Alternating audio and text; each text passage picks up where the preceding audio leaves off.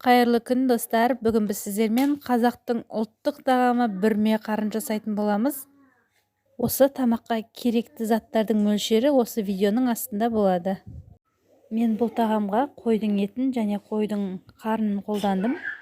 Бізге керекті заттар: пияз, сәбіз, болгар бұрышы,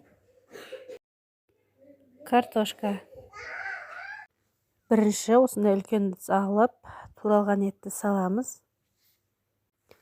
Оның үстіне болгар бұрышын, сәбізді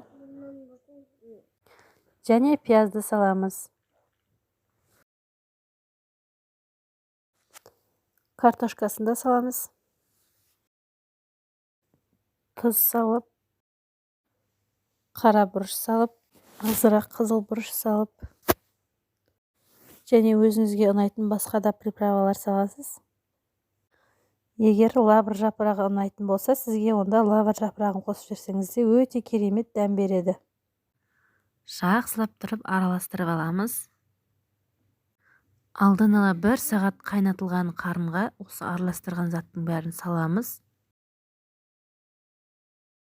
Бұл жерде бір ескеретін жайт, тұзын дұрыстап салу керек. Меніңкі тұзы шамалы аздау болып қапты. Егер етіңіз жақсы тұздалған болса, тұзды азырақ саласыз. Егер еттің тұзы аз болса, онда тұзды көбірек салу керек. Барынша ішіне сыйғанша салып, осылай жақсылап тұрып тігіп аламыз. Кастрөлге салып қайнатамыз.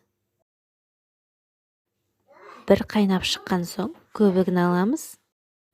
Көбігін алып болған соң 3 сағаттай баяу отта қайнатамыз. Міне достар, біздің бүрме қарын тағамымыз дайын.